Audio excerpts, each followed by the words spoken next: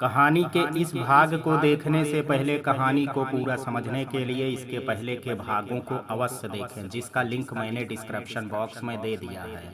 तो चलिए मित्रों, देर ना करते हुए कहानी का तीसरा भाग शुरू करते हैं।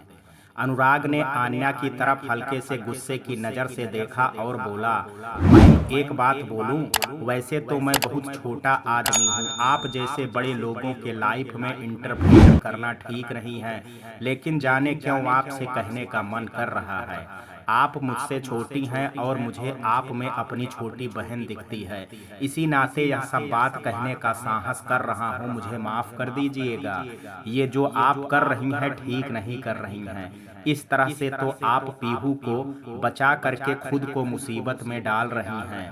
अब वह पीहू का साथ छोड़ देगा और आपके साथ आने की कोशिश करेगा, लेकिन जब उसे यह पता चलेगा कि ये आपका प्लान था, तो वह तो आपको नुकसान पहुंचाने की कोशिश करेगा ना।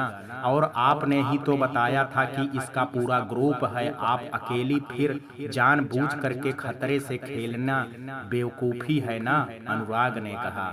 अनुराग, अगर पीहू को इस लड़के से बचाना है तो किसी न किसी बहाने से इसके आसपास जाना ही पड़ेगा, वरना कभी भी इसकी असलियत पीहू के सामने नहीं ला पाऊंगी और फिर मुझे इससे अच्छा और कोई रास्ता नहीं दिखा, इसलिए मैंने ये गेम खेला।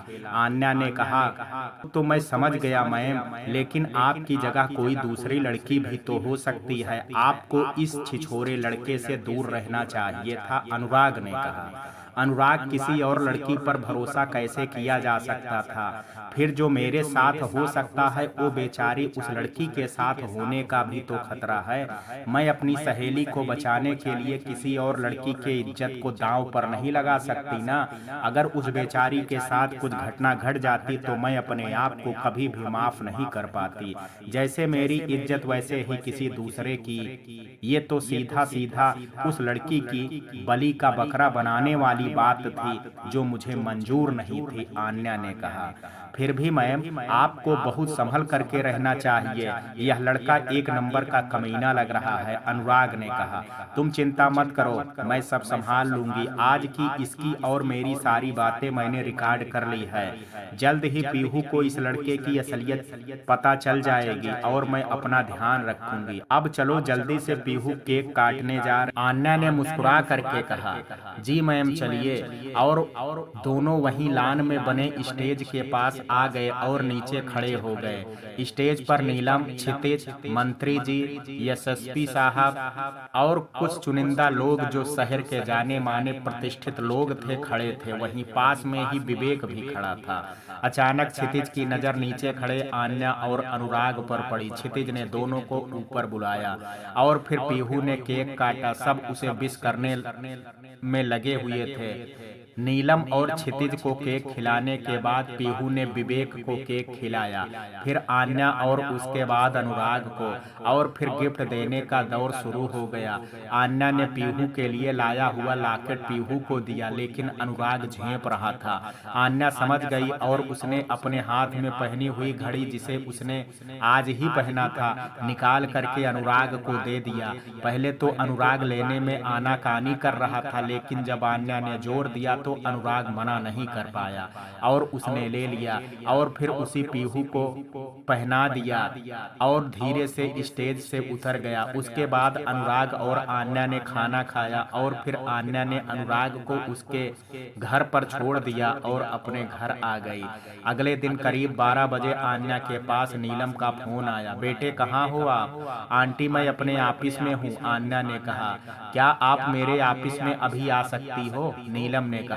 जी आंटी जी आ सकती हूँ। ठीक है, मुझे अपने ऑफिस का एड्रेस दो, मैं अपने ड्राइवर को आपके पास भेजती हूँ। नहीं आंटी, मैं आ जाऊंगी, आप चिंता मत कीजिए, आन्या ने कहा।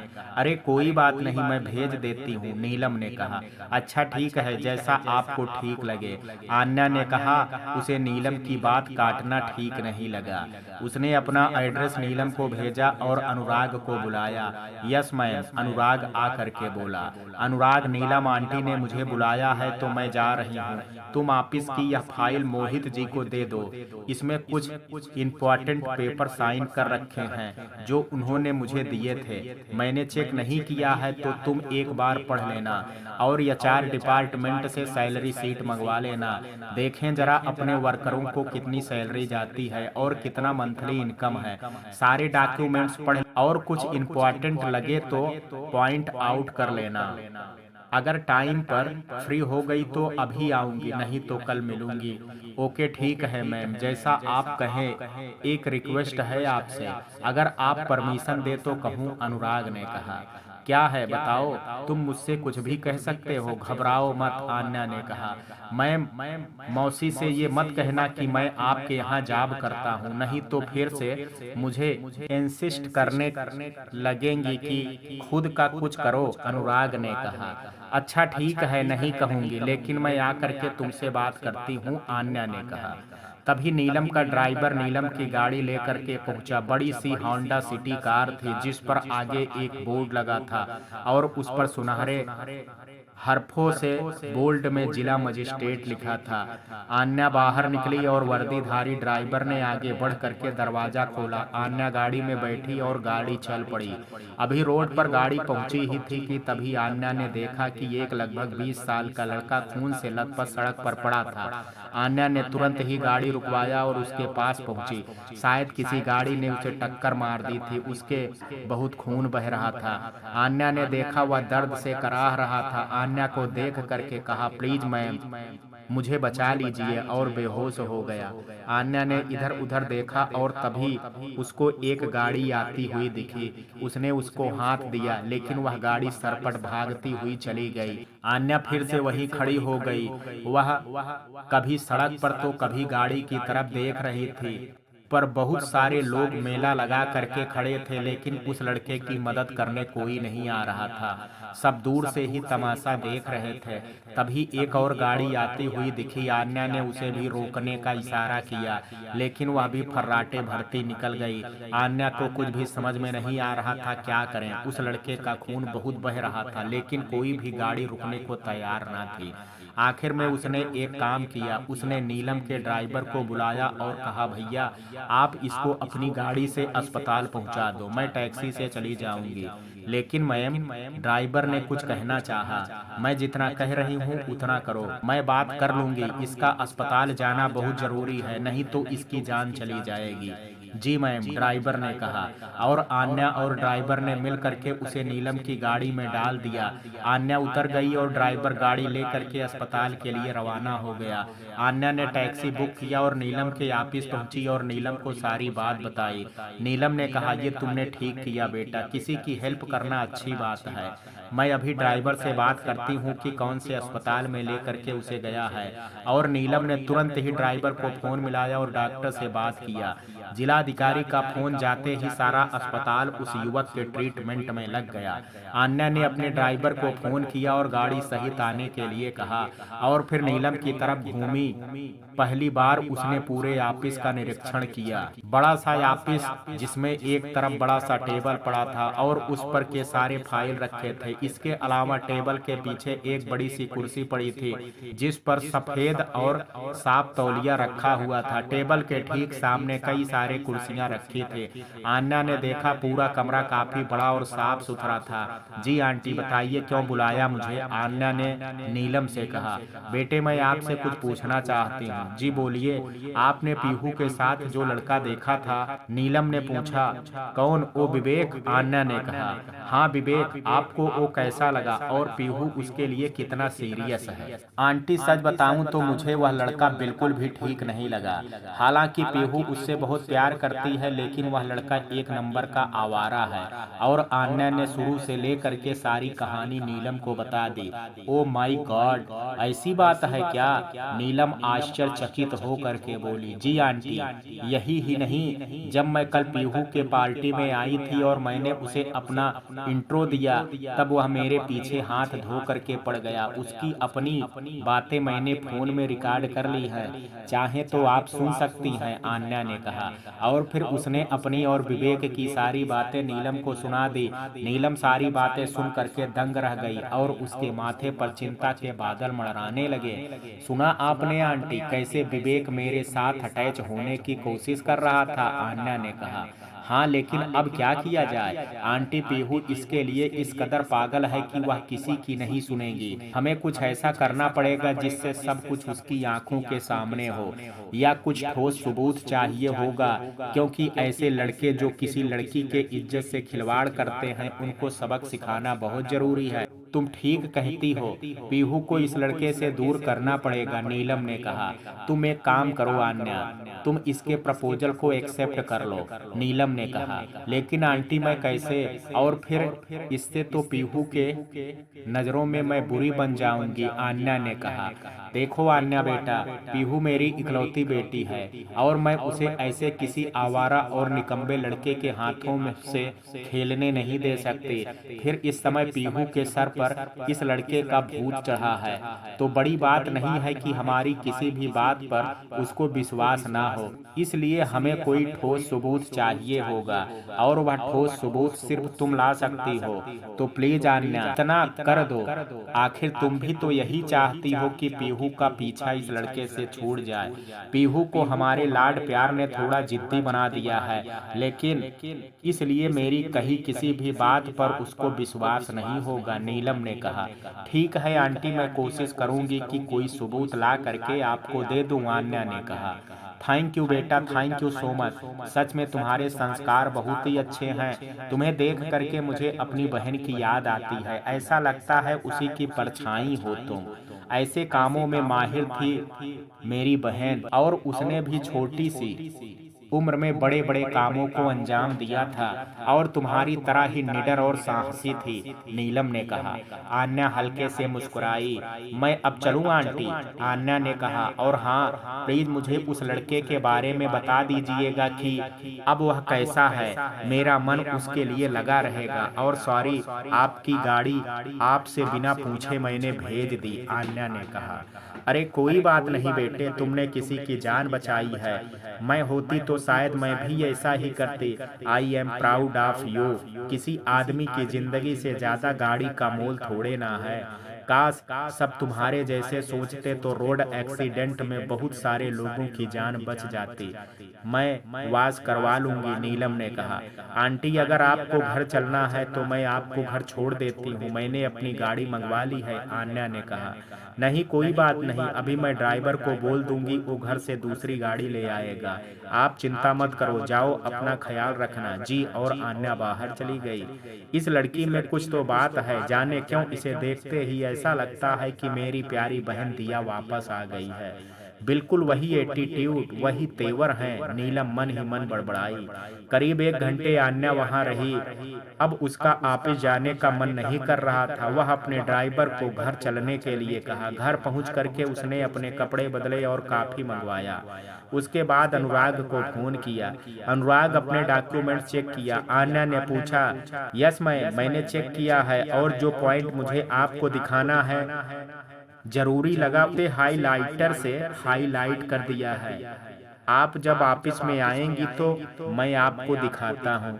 और सॉरी टू से, लेकिन ये आपके कंपनी में बहुत ही ज़्यादा ओवर बजट काम किया जा रहा है, जिसकी वजह से प्रॉफिट का परसेंटेज बहुत कम है। अगर थोड़ा सा ध्यान दिया जाए तो 10% से ज़्यादा और बचाया जा सकता है। मैंने नोट कर लिया है, कल शाम आएंगी तो सब आपको दिखाता हूँ। ओके ठीक है, थैंक्स अनुराग। मुझे तुम्हारे जैसा ही कोई चाहिए था जो मुझे बता सके बिना डरे हुए और बेबाक। मुझे जी हुजूरी कहने वाला नहीं पसंद है, मुझे वो पसंद है कंपनी के फायदे की जो बातें करे पहले। मुझे तुमसे यही उम्मीद थी, और तुमसे अपना काम बखूबी और तुमने अपना काम बखूबी किया है। आई एम इम्प्रेस्ड, आन्या ने कहा।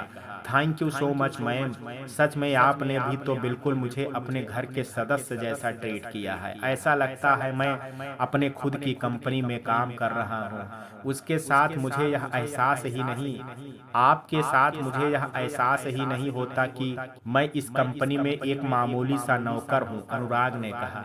अनुराग, कल मेरे साथ कॉफी पियोगे? तुम्हें कुछ बताना है, आन्या ने कहा। माई प्लेजर मैम, आपने मुझे इस लायक समझा। आप जब भी और जहां भी कहेंगी मैं आ जाऊंगा, अनुराग ने कहा।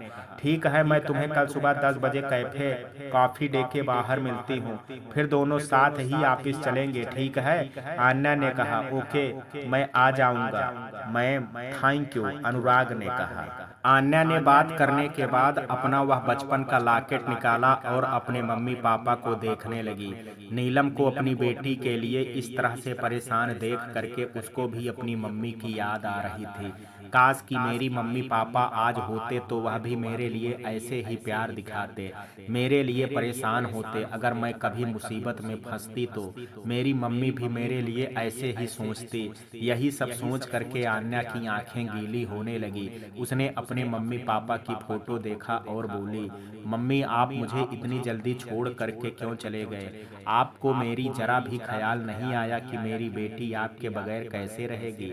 अगर किसी ने उसे तंग किया तो किससे कहेगी? मम्मी मैं आपको बहुत मिस करती हूँ, आन्या सुबकती हुई बोली। और फिर उस लॉकेट को अपने सीने से लगा करके आन्या सोचते सोचते सो गई। अगले दिन सुबह उसकी आंख खुली तो उसने देखा कि वह बहुत देर तक सोती रह गई। वह जल्दी जल्दी तैयार हुई और ऑफिस की तरफ जाने लगी। अचानक उसके मोबाइल पर फोन आया। उसने देखा अनुराग का फोन था। मैम कहाँ हैं आप? मैं ऑफिस के लिए निकल रही हूँ, तुम कहाँ हो? आन्या ने पूछा। बस मैं भी ऑफिस आ रहा हूँ, अनुराग बोला। आन्या ऑफिस जल्दी पहुँच गई। उसने देखा सब आ गए हैं लेकिन अनुराग अभी तक नहीं आया है। तभी मोहित आन्या के ऑफिस में आया और बोला, मैम मैं अंदर आ सकता हूँ? हाँ हाँ आइए, बताइए क्या बात है, आन्या ने कहा। मैम दीपावली का बोनस बांटना है वर्करों को। वर्करों का प्रेशर है कि आपसे बात करूं, क्या करना है आप मुझे बता दीजिए, मोहित ने कहा। देखिए सर, अभी मेरी कंपनी इस सिचुएशन में नहीं है कि मैं अभी हाई फाई बोनस दे पाऊं, क्योंकि पापा के जाने के बाद कंपनी का काफ़ी नुकसान हो गया है। 3 फैक्ट्रियां बंद पड़ी हैं और 2 बंद होने की कगार पर हैं। मैं अकेली भला क्या क्या कर पाऊंगी? मुझे थोड़े दिन समझने का टाइम दो, मैं जल्द से जल्द कुछ ना कुछ करूंगी, आन्या ने कहा। ठीक है मैम, जैसा आप ठीक समझे, मोहित ने कहा। तभी उसकी नज़र अनुराग के टेबल पर पड़ी। मैम मैम अभी अनुराग नहीं आया है, आता ही होगा, कहीं फंस गया होगा, अन्या ने कहा। मैम एक बात कहूँ, उसको इतनी छूट देना बुद्धिमानी नहीं है। वो आपको बाद में चोट दे सकता है। फिर आप सोचिए कि आप आ गईं लेकिन वो नहीं आया, ये सही थोड़े ना है। वह अब आपसे भी ऊपर हो गया है, मोहित ने कहा। मोहित जी प्लीज, ये मेरा काम है कि मुझे किससे कैसे डील करना है, सो प्लीज आप अपना काम कीजिए। मुझे पता है कि मुझे अनुराग के साथ क्या करना है, आन्या ने उखड़े मन से कहा। तभी अनुराग आता दिखा। जैसे ही अनुराग ऑफिस में घुसा, आन्या ने कहा, अनुराग क्या टाइम हो गया है? माफ करना मैम, आज थोड़ा सा लेट हो गया, 11:30 हो गया, आन्या ने कहा। ये नहीं चलने वाला है अनुराग, मुझे आए हुए आधे घंटे से ज्यादा हो गया है और तुम अब आ रहे हो, ऐसे रोज ही आते हो क्या? इसलिए मैं आज अपना हाफ टाइम लगवा देता। नहीं मैम ऐसी बात नहीं है, आज कुछ जरूरी काम आ पड़ा था तो इसलिए मैं आज अपनी हाफ टाइम लगवा देता हूँ, अनुराग उदास होकर के बोला। बात हाफ टाइम की नहीं है, लेकिन इस तरह अगर तुम ही टाइम पर नहीं आओगे तो सारे स्टाफ पर क्या असर पड़ेगा, आन्या ने कहा। जी ध्यान रखूंगा आगे से, सॉरी, अनुराग ने कहा। वैसे इतनी देर कहाँ थे, आन्या ने पूछा। जाने दीजिए ना मैम, अनुराग ने बात टालने वाले अंदाज से कहा। अरे बताओ तो सही, ऐसा क्या काम पड़ गया था, आन्या ने पूछा। बात दरअसल ये है कि आपने कल कॉफी के लिए बोला था 10:30 पर, तो मैं आपका वेट कर रहा था कि आप आओ, लेकिन आपका अचानक प्रोग्राम चेंज हो गया और आपने बताया नहीं। इसलिए सुबह जब आप नहीं आई तो फोन किया, लेकिन आपने कहा कि ऑफिस आ रही हैं तो मैं भी फिर ऑफिस के लिए निकला। इसीलिए लेट हो गया, अनुराग ने कहा। ओ माई गॉड, सॉरी, मैं भूल गई, मुझे बिल्कुल ध्यान नहीं रहा और मैंने तुम पर खामखा गुस्सा किया। सॉरी अनुराग, आन्या झेंप गई। अरे आप प्लीज सॉरी मत बोलो मैम, अनुराग ने कहा। अरे नहीं, मेरी गलती भी थी और मैंने तुम्हें इतना कुछ सुनाया भी, आन्या पछता रही थी। अरे कोई बात नहीं, आप बॉस हैं, इतना तो आपका हक बनता है, कोई प्रॉब्लम नहीं। मैं आपको वो फाइल दिखाता हूँ जो कल मैंने मार्क किया था, अनुराग ने कहा और वह फाइल उठा लाया और आन्या को पूरा समझाने लगा। आन्या धीरे धीरे अनुराग की बात सुनती जा रही थी और समझ रही थी। Excellent, well done, good job Anurag, तुमने ऐसे ऐसे पॉइंट मार्क किए हैं कि सच में कम से कम 10% प्रॉफिट बढ़ जाएगा। आई एम इम्प्रेस्ड, मुझे तुम्हारे जैसे ही किसी की तलाश थी। तुमने सच में बहुत ही एक्सीलेंट काम किया है। थैंक्स मैम, माय प्लेजर कि आपने मेरे वर्कर को पसंद किया। अच्छा सुनो, वो मोहित सर कह रहे थे कि वर्करों को बोनस देना है, तो क्या किया जाए?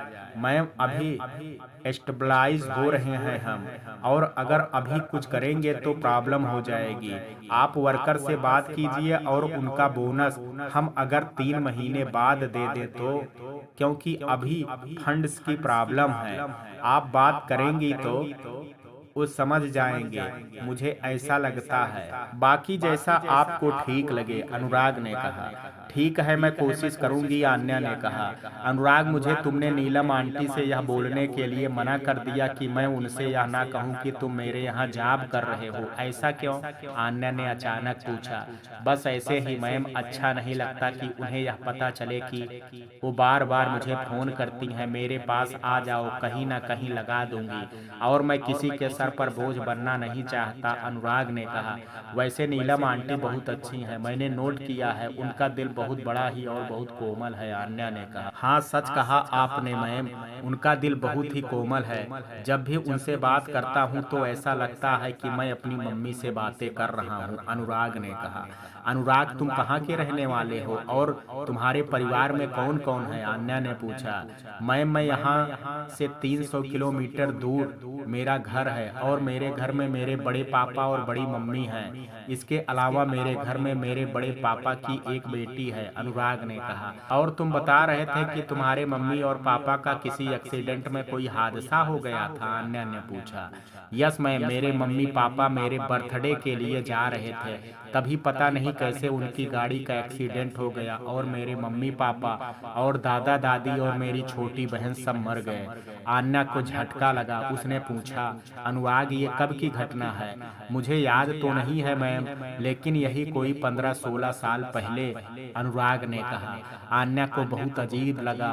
पता है अनुराग, तुम्हारी कहानी और मेरी कहानी लगभग एक जैसी है। तुमने भी रोड एक्सीडेंट में अपने मम्मी पापा को खो दिया और मैंने भी, शायद इसी वजह से हम दोनों एक दूसरे को इतना समझते हैं, आन्या ने कहा। वैसे मैं बहुत खुश हूँ कि तुमने किसी के ऊपर बोझ बनना स्वीकार नहीं किया और खुद के ही कमाई पर यकीन रखते हो, आन्या ने कहा। क्या करूँ मैम, मुझे ना किसी दूसरे से एहसान लेना पसंद नहीं है, इसे आप मेरा घमंड मत समझना, अनुराग ने कहा। अरे नहीं, मैं समझ सकती हूँ, वैसे सच बोलूं तो हद तक मैं भी तुम्हारे जैसी हूँ, लेकिन थोड़ी सी फ्लेक्सिबिलिटी है मुझ में। मैं तो जरूरत पड़ने पर मदद ले लेती हूँ, जैसे अभी आपकी ले रही हूँ, आन्या ने कहा। अनुराग मुस्कुरा दिया। आन्या, अच्छा चलो बाहर चलते हैं, सुबह को आपको कॉफी पिलाने का वादा था वह पूरा करते हैं, आन्या ने कहा।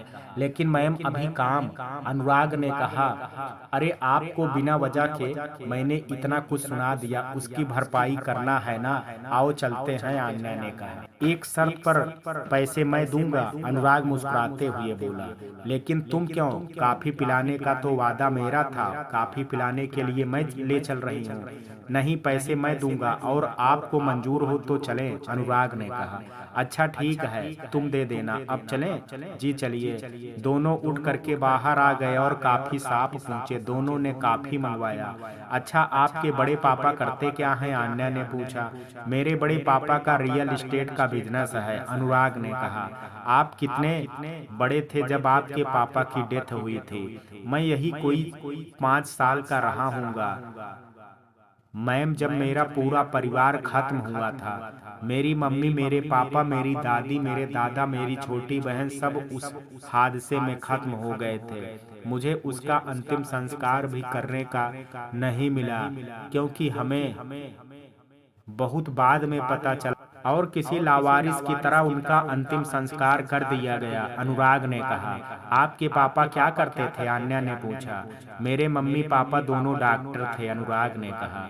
आन्या चौंक गई। अचानक उसका दिमाग क्लिक किया। वह सोचने लगी, उसका दिल तेजी से धड़कने लगा। क्या आपके पास उनकी कोई तस्वीर है? मैं आपके मम्मी पापा को देखना चाहती हूँ, आन्या ने कहा। हाँ है, लेकिन मेरे कमरे में, यहाँ पर नहीं है। मेरे घर में लगी थी मेरे मम्मी पापा की तस्वीर, वही मैंने अपने फ्लैट पर लगा रखी थी, अनुराग ने कहा। चलो तुम्हारे फ्लैट पर चलते हैं, आन्या ने कहा।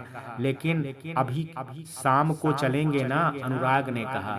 नहीं, अभी और इसी वक्त चलो, आन्या ने कहा। लेकिन क्यों, क्या हुआ? अनुराग आश्चर्य से बोला। प्लीज अनुराग, चलो ना, मैं हाथ जोड़ करके रिक्वेस्ट कर रही हूँ, आन्या बिल्कुल रुआसी होकर के बोली। अनुराग आन्या को इस तरह करते देख करके कुछ भी समझ नहीं पा रहा था। अच्छा अच्छा, ठीक है, चलते हैं।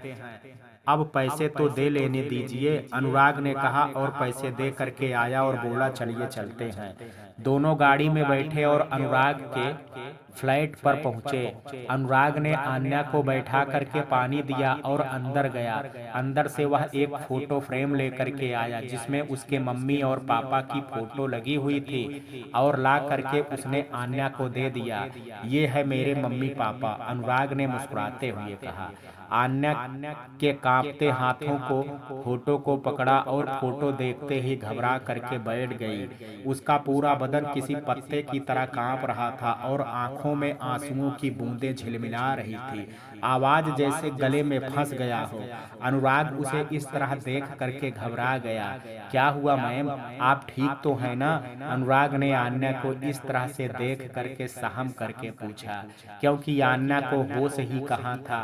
वह तो पत्थर की मूर्ति बन गई थी और उसके आंखों से आंसुओं की धारा बह रही थी। वह अनुराग के दिए हुए फोटो फ्रेम को अपने सीने से चिपकाए बस रोए जा रही थी। क्या हुआ मैम, ऐसा क्या है इस फोटो में जिसे देख करके आप इस तरह से? सब ठीक तो है ना? अनुराग आन्या की इस हालत को देख करके कुछ समझ नहीं पा रहा था। प्रांजल, कांपते ओठों से आन्या से बस इतना ही बोला गया। अब चौंकने की बारी अनुराग की थी। वह बुरी तरह से चौंक गया और चिहुक करके आन्या से दूर हट गया। कौन हो आप और मेरे ये नाम आपको कैसे पता है? अनुराग ने कहा। अब आन्या से बर्दाश्त करना मुश्किल लग रहा था। वह उठी और अनुराग को जोर से अपने आप से चिपका लिया और किसी बच्चे की तरह फूट फूट करके रोने लगी। उसने अनुराग को इतना कस करके पकड़ रखा था मानो कभी भी नहीं छोड़ेगी। मैम, क्या हुआ आपको? प्लीज बताइए, मुझे सस्पेंस से मेरा सर फटा जा रहा है। मैम नहीं, आन्या कहिए भैया, मैं आपकी छोटी सी गुड़िया आन्या और आप मेरे भाई प्रांजल। ये जो फोटो है ये हमारे मम्मी पापा हैं, दिया और अभिमन्यु। लेकिन आप कैसे? आप मेरा पूरा परिवार तो जल करके अनुराग के अब भी कुछ पल्ले नहीं पड़ रहा था। मैं बच गई थी भैया, किसी ने मुझे बचा लिया था। मैंने आपको बहुत ढूंढा लेकिन आप मुझे कहीं भी नहीं मिले। आन्या अब भी रो रही थी और रोने की बारी अब अनुराग की थी, जैसे उसे सारे जहां की खुशी मिल गई हो। उसने आन्या को खींच करके अपने सीने से चिपका लिया और दोनों भाई बहन किसी अबोध बालक के समान जोर जोर से अनुराग ने पल भर में आन्या का पूरा बदन चूम चूम करके भर दिया और उसके सर पर अपने हाथ फेर रहा था और आन्या को ऐसा लग रहा था मानो रेगिस्तान में किसी ने उसके लिए पानी का झरना बहा दिया हो। दोनों भाई बहन जाने कितनी देर तक एक दूसरे से चिपके रहे और रोते रहे। फिर अनुराग ने कहा, आन्या रो मत, अब मैं आ गया हूँ ना, अब तुम अपने आप को अकेला मत समझना। भैया मैंने आपको बहुत मिस किया है, आपको मेरी जरा भी याद नहीं आई। आपके लिए मैं कितना तड़पी हूँ पता है। मुझे माफ कर देना आन्या, मुझे नहीं मालूम था कि तुम जिंदा हो। मुझे लगा था कि तुम भी उस हादसे की शिकार हो गई हो। अनुराग ने कहा, भैया अब मुझे कभी भी छोड़ करके मत जाना। आन्या ने कहा, नहीं बिल्कुल नहीं, बिना मम्मी पापा के तुमने जाने कितने कष्ट उठाए होंगे। अब सारे कष्ट के दिन खत्म, अब मैं आ गया हूँ, सब ठीक हो जा। आन्या को मानो दुनिया भर की खुशी मिल गई हो। वह आज बहुत खुश थी। आज उसका भाई उसके सामने बैठा था, उसका खुद का भाई प्रांजल। वह जिसे ढूंढ रही थी, वह किसी चिड़िया की तरह चहचहा रही थी। और अनुराग भी बहुत खुश था। हो भी क्यों ना, उसकी सगी बहन उसके सामने थी। उसकी खुद की बहन जाने कितनी बार अनुराग उसका माथा चूम चुका था। आन्या एक बात बताओ, अनुराग ने पूछा। हाँ भैया बोलो, क्या बात है। आन्या ने कहा, तुम्हें कैसे पता चला मेरे बारे में, और मम्मी पापा को तुम कैसे पहचानती हो? तुम बहुत छोटी थी जब हादसा हुआ था तब। सब बताऊंगी, पहले आप मेरे साथ अपने घर चलो। आज से आपको यहाँ रहने की कोई जरूरत नहीं है, हम अपने घर में रहेंगे, हम दोनों साथ साथ। चलिए मेरे साथ। आन्या ने अनुराग का हाथ पकड़ करके उठाते हुए कहा। अनुराग उठ गया और दोनों बाहर निकल गए और अपने घर की तरफ चल पड़े। घर पहुंच करके आन्या ने सबको बुलाया और अनुराग का परिचय करवाया। सब बहुत खुश थे। आन्या ने सबको 1-1 हजार रुपए दिए और बोली, आज मैं बहुत खुश हूँ, मेरे भैया आए हैं, तो तुम सब भी आज मेरे खुशी में शामिल हो जाओ। उसके बाद आन्या अनुराग को लेकर के अपने कमरे में पहुंची। अनुराग पूरे घर को भव्यता देख करके बोला, आन्या घर तो बहुत सुंदर है, लेकिन तुम यहाँ कैसे? ये घर किसका है बताओ मुझे, ये कैसे तुम्हें मिला? सब बताती हूँ भैया, आओ तो सही। और अनुराग को ले करके अपने बेड पर बैठा दिया और अपनी अलमारी खोल करके वह फाइल और अपना छोटा सा लॉकेट निकाला। क्या है ये सब? अनुराग ने पूछा। भैया अभी आपने पूछा था ना कि मुझे कैसे पता चला कि ये मेरा भाई है और मैं यहाँ कैसे। बात यह है कि जिस समय मम्मी पापा का एक्सीडेंट हुआ था, उसी समय मेरे पापा वहाँ से जा रहे थे। उन्होंने जब मम्मी पापा को देखा तो दौड़ करके उनकी हेल्प करने गए। पापा उस समय जिंदा थे और उन्होंने पापा से कहा कि मेरी बेटी को बचा लें। जैसे ही मुझे उठा करके वो गाड़ी के पास वापस जाने लगे, उसी समय गाड़ी में आग लग गई और सब कोई जल गए और मैं बच गई। पापा के कोई भी नहीं था, उन्होंने मुझे पाला पोसा और पढ़ाया लिखाया। जब वे अपने अंतिम दिनों में थे तब जा करके उन्होंने मुझे यह सब बताया, यह सब कुछ मेरे नाम कर दिया। वही फाइल पढ़ करके मुझे सब पता चला। आन्या ने कहा, और तुम्हें मम्मी पापा का फोटो कहाँ से मिला? ओ मुझे इससे मिला। आन्या ने अपना वह छोटा सा लॉकेट निकाल करके अनुराग को दे दिया। अनुराग ने लॉकेट खोल करके देखा, उसमें दिया और अभिमन्यु के गोदी में अपनी और आन्या की मुस्कुराती हुई फोटो रखी।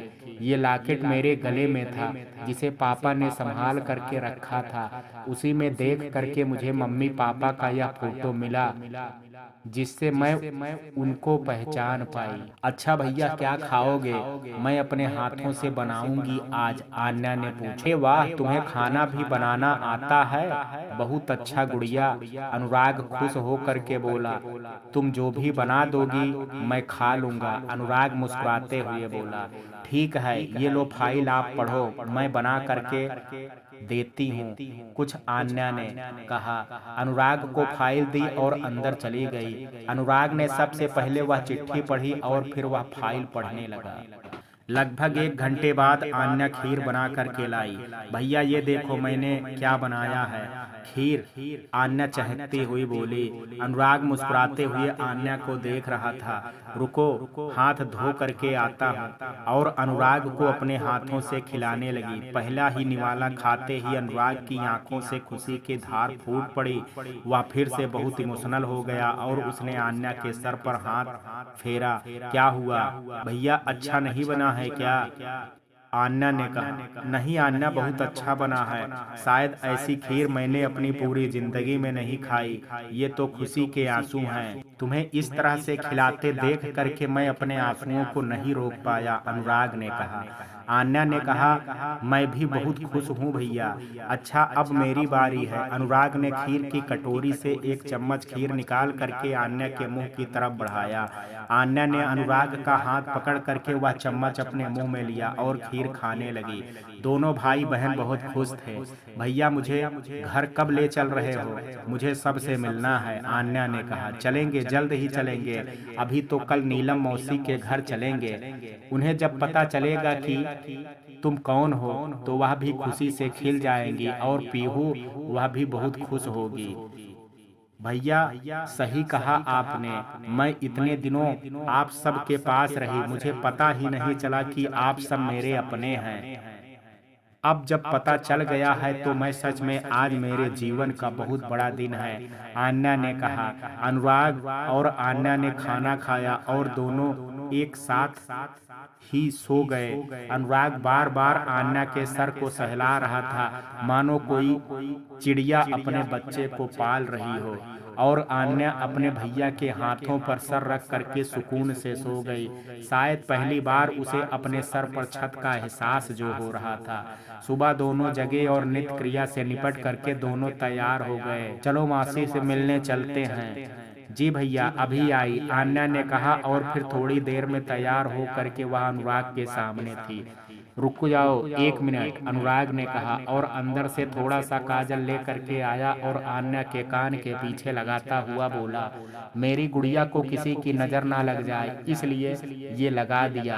आन्या ने लपक करके अनुराग को कोहनी भर लिया और अनुराग ने फिर से उसे गले लगा लिया। अब चल, ऐसे ही चिपकी रहेगी, चलना नहीं है क्या? अनुराग ने हाँ चलिए चलिए, आन्या ने कहा, और दोनों गाड़ी में बैठ करके नीलम के घर की तरफ चल पड़े। नीलम घर से निकलने वाली थी कि उनके घर के पोर्च में आन्या और अनुराग की गाड़ी जा करके रुकी। अरे तुम दोनों इतनी सुबह सुबह, क्या बात है? सब ठीक तो है ना?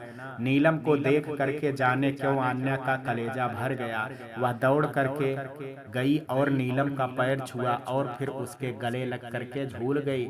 नीलम आश्चर्य से आन्या को देख रही थी, उसे कुछ भी समझ में नहीं आ रहा था। आन्या नीलम को गले लगा करके रो रही थी। क्या हुआ बेटे, कुछ परेशान हो क्या? मुझे बताओगी नहीं? नीलम ने आन्या के सर पर हाथ फेरते हुए कहा। आन्या नीलम से अलग हुई और थरथराते हुए ओठों से बोली, मौसी, मैं आन्या हूँ। अनुराग भैया मेरे भैया प्रांजल हैं, मैं दिया की बेटी हूँ। नीलम चौंक गई, उसे कुछ भी समझ में नहीं आ रहा था।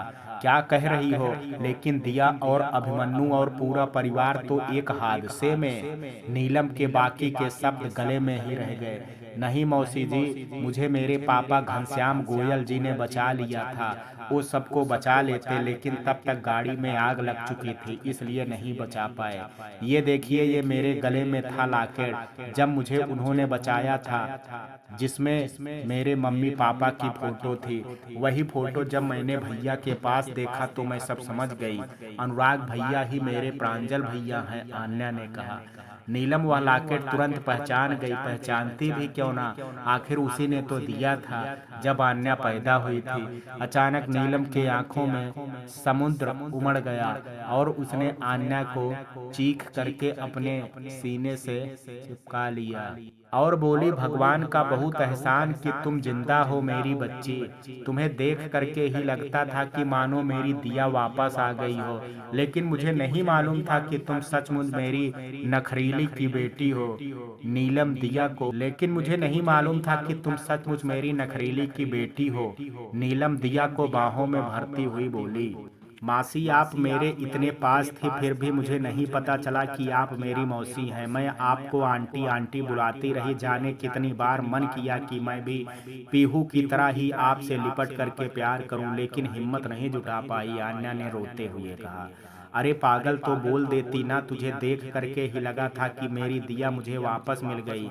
वह भी तेरी तरह ही सेल्फ डिफेंड थी और बहादुर बिल्कुल तू मेरी दिया की परछाई है, आज मैं सच में बहुत खुश हूँ, नीलम ने कहा। मासी बेटी मिल गई तो मुझे भूल मत जाना। अनुराग दोनों को इस तरह से प्यार करते देखा तो बोला, क्या भैया, अभी अभी तो मेरा परिवार मिला है, इस परिवार के लिए मैं कितना तड़पी हूँ, कितना रोई हूँ, आपको क्या पता। अब जी भर करके मुझे सबको प्यार कर लेने दीजिए, आन्या ने तुनक करके कहा। नीलम के चेहरे पर एक मुस्कान आ गई। वह बोली, आजा तू भी आजा, आज अपने दोनों बच्चों को चेहरे पर बहुत दिन बाद यह खुशी देख पा रही हूँ। मासी मेरी बहन पीहू कहाँ है, उसे यह खुशखबरी सुनाती हूँ, वह बहुत खुश हो जाएगी, आन्या ने कहा। वह अभी तक सो रही है, जा उसको जगा ले, नीलम ने कहा। आन्या खुशी से चहकती हुई अंदर चली गई। नीलम उसे जाती हुई देखती रह गई। प्रांजल, नीलम ने कहा। जी मौसी। आन्या को मंदिर ले जा करके भगवान के दर्शन करवा दो और उसके नाम से दान दक्षिणा कर दो। इतने दिनों बाद तुम्हें तुम्हारी बहन मिली है तो भगवान का धन्यवाद करना बहुत जरूरी है। जी मौसी जी, अभी जाता हूँ, अनुराग ने कहा। मौसी जी, मौसा जी कहाँ हैं, अनुराग ने पूछा। वह सुबह सुबह ही चले गए, आज उनको कुछ जरूरी काम था, नीलम ने कहा। आन्या चहकती हुई पीहू के पास पहुंची। पीहू, पीहू कहाँ हो तुम, आन्या खुशी से खिलखिला रही थी। पीहू ने आन्या की आवाज सुन करके चौंक करके आन्या को देखा और मुस्कुराई और आन्या को देख करके फट पड़ी। तुम अपने आप को समझती क्या हो, तुम्हारी हिम्मत कैसे हुई मेरे बेडरूम में आने की। आन्या को कुछ भी समझ में नहीं आया। क्या हुआ पीहू, तुम इस तरह से क्यों बातें कर रही हो, आन्या ने कहा। मैंने तुमको अपना दोस्त समझ करके सब कुछ बताया था और तुमने सब कुछ मम्मी से बता दिया और तुम्हारी वजह से मुझे मम्मी की इतनी डांट सुनने को मिली है। और मेरे पापा जो मुझे कभी नहीं बोलते थे, तुम्हारी वजह से उन्होंने भी मुझे कितना कुछ सुनाया। पीहू गुस्से से लाल पीली हो रही थी। पीहू मेरी बात सुनो पहले, आन्या गंभीर हो करके बोली। वह विवेक अच्छा लड़का नहीं है, आन्या ने प्यार से कहा। तुम क्या जानो कौन अच्छा है कौन बुरा है, तुम्हारा खुद का तो कोई है नहीं ना, ना मम्मी ना पापा ना भाई ना बहन, और कोई तुम्हें कोई लड़का भी घास नहीं डालता नहीं है। इसलिए जब तुम्हें पता चला कि मेरा विवेक मुझे इतना प्यार करता है तो तुमसे देखा ना गया और जलन के मारे तुमने मम्मी के कान भर दिए। पीहू गुस्से से चीख रही थी। आन्या आश्चर्य से पीहू को देख रही थी। क्या बोल रही हो पीहू, मैं ऐसा क्यों करूंगी, और फिर तुम तो मेरी बहन हो, मैं भला तुम्हारे साथ ऐसा कैसे कर सकती हूँ। तुम्हें जरूर कोई गलत फहमी हुई है, शांति से मेरी बात सुनो, मैं तुम्हें सब समझाती हूँ, आन्या ने कहा। मुझे तुमसे कुछ नहीं सुनना है ना ही कुछ समझना है, और खबरदार मुझसे रिश्तेदारी जोड़ने की कोई जरूरत नहीं है। तुम्हारी कोई बहन नहीं हूँ, समझे तुम। चली जाओ यहाँ से, मुझे तुमसे कोई भी बात नहीं करनी है और ना ही आज के बाद कोई रिश्ता रखना है। आज से तुम मेरी सबसे बड़ी दुश्मन हो, पीहू ने कहा। पीहू मेरी बात तो सुनो, विवेक अच्छा लड़का नहीं है, वह तुम्हारे साथ चीटिंग कर रहा है, आन्या ने कहा। Set up, you set up, खबरदार अगर मेरे विवेक के बारे में एक शब्द भी कहा तो मैं भूल जाऊंगी कि तुम कभी मेरी सहेली थी। Get out from my house, आज के बाद अपने शकल भी मत दिखाना, पीहू ने कहा। अभी तुम होश में नहीं हो पीहू, इसलिए सब तुम्हें बुरा लग रहा है, जिस दिन होश में आओगी बहुत पछताओगी, आन्या ने कहा और बाहर निकल गई। आन्या पीहू के कमरे से निकल करके बाहर आई, उसकी आंखों में आंसू थे। बाहर नीलम और अनुराग बातें कर रहे थे। आन्या को इस तरह रोते रोते देख करके दोनों सहम गए। क्या हुआ आन्या, तुम रो क्यों रही हो, नीलम ने प्यार से पूछा। हाँ, इतनी खुशी खुशी पीहू से मिलने गई थी, लेकिन जब वापस आई हो तो इस तरह से, ऐसा क्या हुआ, अनुराग ने पूछा। कुछ नहीं भैया, आन्या ने आंसू पोंछते हुए कहा। कुछ तो हुआ है, बताओ बेटे क्या बात है। नीलम आन्या के पास आ करके नीलम के सर पर हाथ रख कर, मौसी, पीहू सोच रही है कि मैंने जलन में विवेक की शिकायत आपसे कर दी है। आपने जो उसे डांटा और समझाया है उसका दोषी वो मुझे मान रही है। कह रही है कि जिंदगी में किसी का प्यार मिला नहीं है तुम्हें, तुम क्या जानो कि प्यार क्या होता है, आन्या सुबकते हुए बोली। नीलम के तन बदन में आग लग गई थी, वह गुस्से से तमतमाती शर्माती हुई बोली, उस लड़की की ये मजाल, इतना समझाने के बाद भी उसके सर से उस 2 टके लड़के का भूत नहीं उतरा है। आज मैं उसका सारा भूत उतारती हूँ। आजकल वो बहुत बदतमीज हो गई है। नीलम ने कहा, नहीं मौसी नहीं, पीहू को कुछ मत कहना प्लीज, नहीं तो वो यही समझेगी कि मैंने फिर से उसकी शिकायत कर दी है।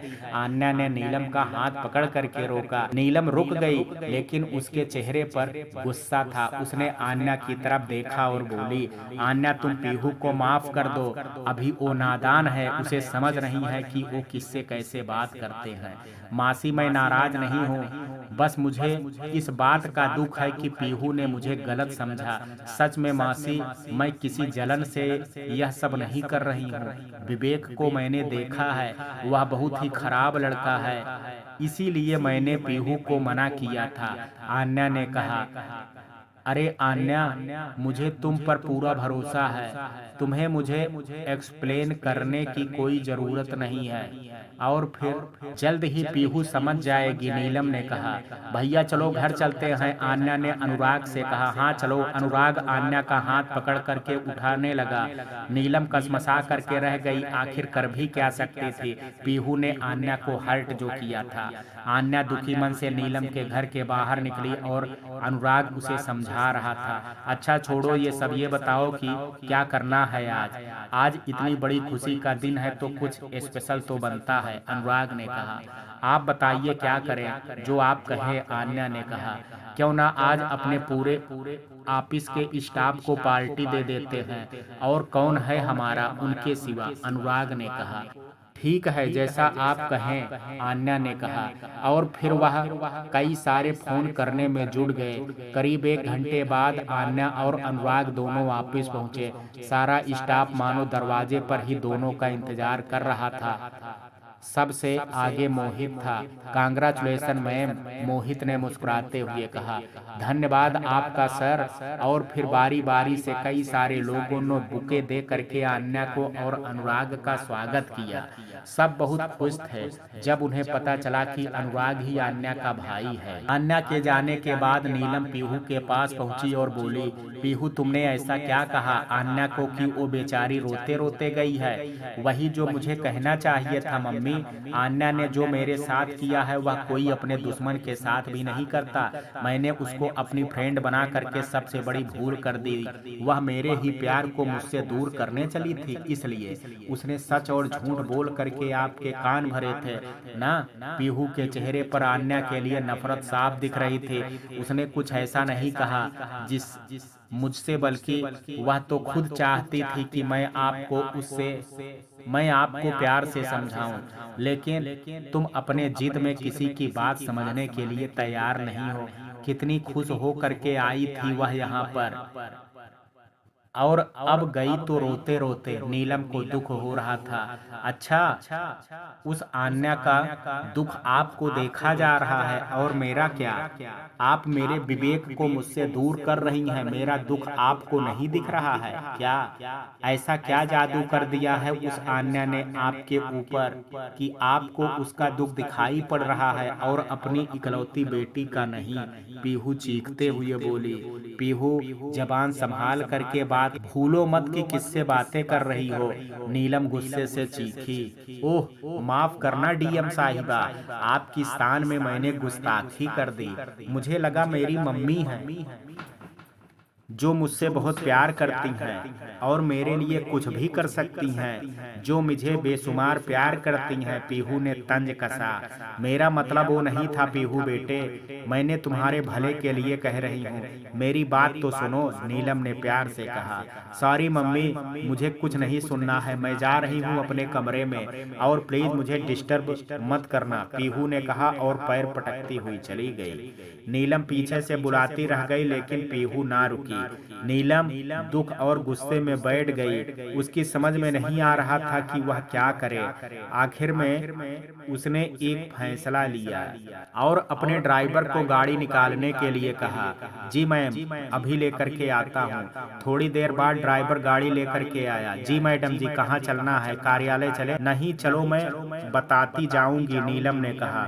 और फिर नीलम आन्या के साथ उसके फैक्ट्री पहुंची। पूरे फैक्ट्री में अफरा तफरी मच गई थी कि डीएम साहिबा आई हैं। नीलम सीधा आन्या के ऑफिस में पहुंची।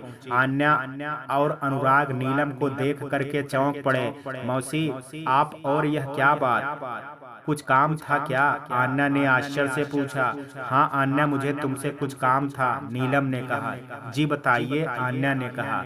मैं चाहती हूँ कि तुम विवेक को और एक्सपोज करो, क्योंकि पीहू विवेक के प्यार में इस कदर खोई हुई है कि किसी की भी बात सुनने को तैयार नहीं है, नीलम ने कहा। लेकिन मौसी, मेरी बहन कैसे? अगर उसे कुछ हो गया तो? अनुराग ने कहा, हल्के से गुस्से से कहा। अनुराग, मैं समझती हूँ, लेकिन आन्या को कम मत समझो। वो मेरी बहन दिया की बेटी है। कम उम्र में अच्छे अच्छों को कैसे धूल चटाना है आन्या को अच्छी तरह से आता है। ऐसे ही मेरी दिया थी, नीलम ने कहा। जो भी हो मौसी, इसमें बहुत खतरा है और मैं अपनी आन्या को ऐसा नहीं करने दूंगा। उसने कम नहीं किया है, आवाज की रिकॉर्डिंग तो करवा दी है। आप इसे पीहू को सुनवा दीजिए, अनुराग ने कहा। प्रांजल, पीहू भी तो तुम्हारी बहन है, क्या तुम्हारा फर्ज नहीं है कि उसको इस मुसीबत से बचाओ? और फिर मैं हूं ना, मैं आन्या को कुछ होने दे सकती हूँ क्या? तुम्हें मुझ पर भरोसा नहीं है क्या? नीलम ने कहा। मौसी, ऐसी बात नहीं है, मुझे आप पर पूरा भरोसा है, लेकिन आन्या को अगर कुछ हो गया तो बड़ी मुश्किल के बाद मुझे अपना परिवार मिला है, वो भी इतने सालों के बाद, अनुराग ने कहा। भैया, मौसी ठीक कह रही हैं। फिर मौसी के होते हुए हमें चिंता करने की कोई जरूरत नहीं है।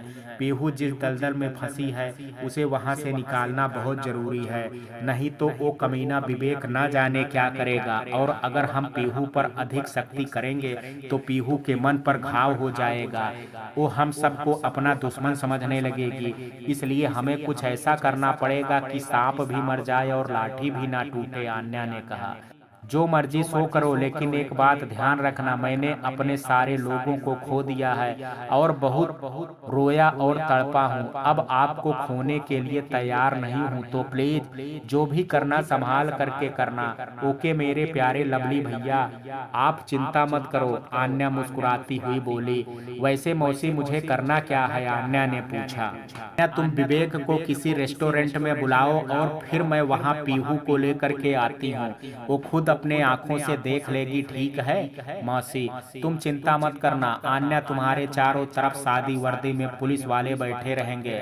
सिर्फ तुम और विवेक ही पुलिस वाले नहीं रहोगे, बस बाकी सारे टेबल पर हमारे आदमी होंगे जो ग्राहक बन करके बैठे होंगे, और उन्हीं सब के बीच में मैं पीहू के साथ बैठी होंगी। और इसके अलावा पूरे कमरे की रिकॉर्डिंग होगी। बस तुम विवेक से कुछ ऐसा बुलवा देना जिससे पीहू को विश्वास हो जाए कि वह सच बोल रहे हैं, नीलम ने कहा। ठीक है मौसी, आन्या ने कहा। वैसे तुम्हारा काम धाम कैसे चल रहा है? मौसी, एक तो मुझे उतनी समझ नहीं है, फिर अचानक से पापा के जाने के बाद सबको लगा कि मेरे प्रॉपर्टी को वह आसानी से मिसयूज कर सकते हैं, और इसी वजह से सब अपने अपने में जो कर पा रहे हैं कर रहे हैं। मैं अकेले भला क्या क्या देखती। फिर मेरी मानसिक स्थिति भी ठीक नहीं थी, इसी वजह से मैं बहुत लाश में चली गई। ऐसा समझिए कि मेरी 3 फैक्ट्रियां बंद होने की कगार पर हैं, आन्या ने कहा। अनुराग, तुम संभालो इस सारे बिजनेस को, अगर कुछ हेल्प चाहिए तो मुझसे या क्षितिज से बोल देना, लेकिन इस तरह से बिजनेस मत डूबने दो। और फिर इसमें तो तुम किसी का एहसान भी नहीं कर रहे हो, ये सब तुम्हारा ही है, तुम्हारा अपना, नीलम ने कहा।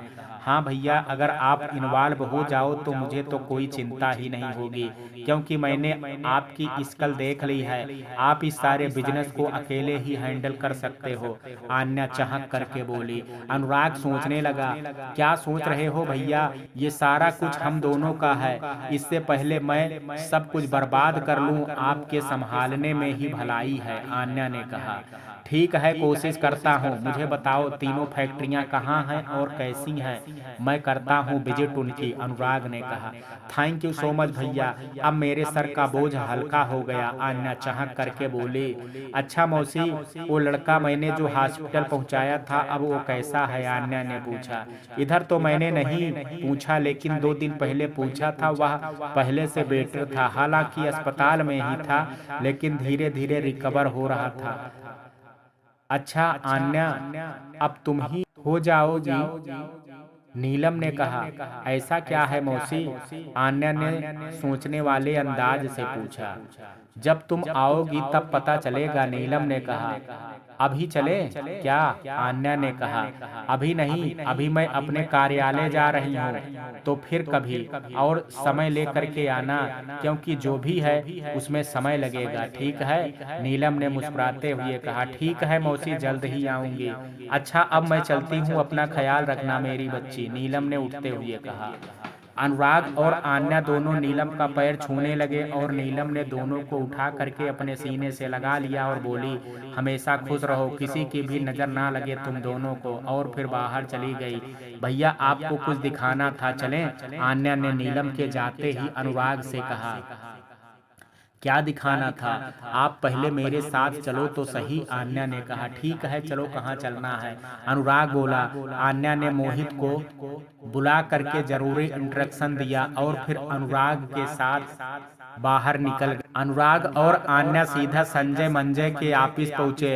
अरे ये तो उन वकीलों का ऑफिस है जिनका जिक्र घनश्याम जी ने अपने फाइल में किया था। हाँ भैया, आपके पहले यही थे, मेरे सबसे करीबी, इन्होंने मुझे मुसीबत से बचाया था।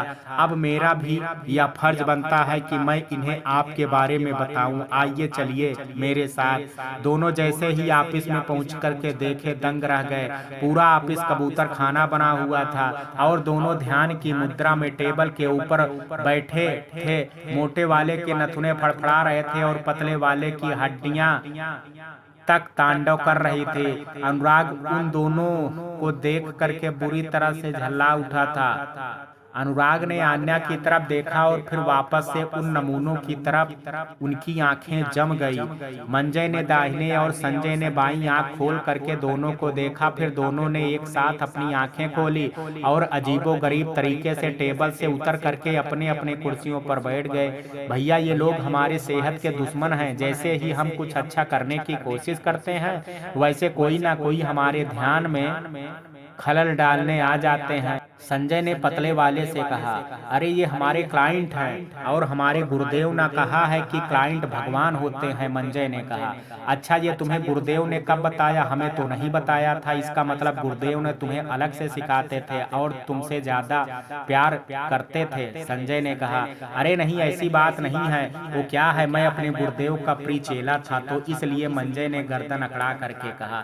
तो मैंने क्या गुरुदेव का कुछ बिगाड़ दिया था? जो कहते थे सब मानता था, लेकिन गुरुदेव ने हमारे साथ ऐसा करके ठीक नहीं किया। मैं मिलूंगा तो पूछूंगा कि ऐसा कैसे किए। वैसे ये कोई नया प्राणी है जो आज मैडम के साथ दिख रहा है? जरा इनसे भी गुफ्तगू कर लीजिए आप।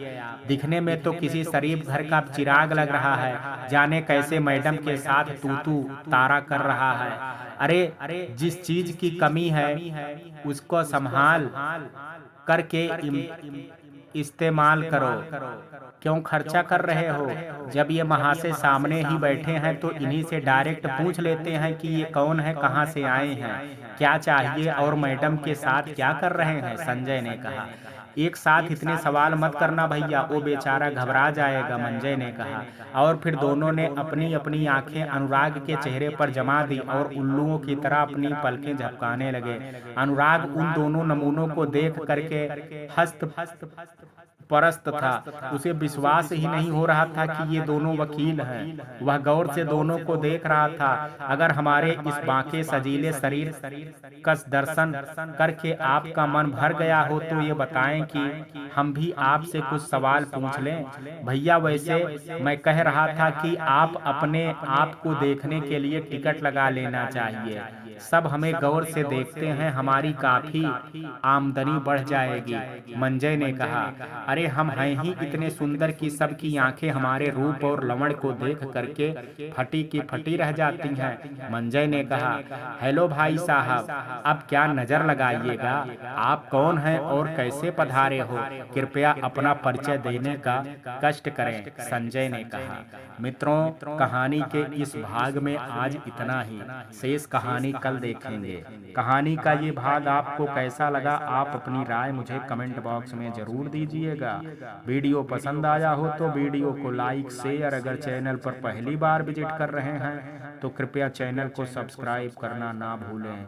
कल मिलते हैं कहानी के शेष भाग के साथ, तब तक के लिए जय हिंद, जय भारत।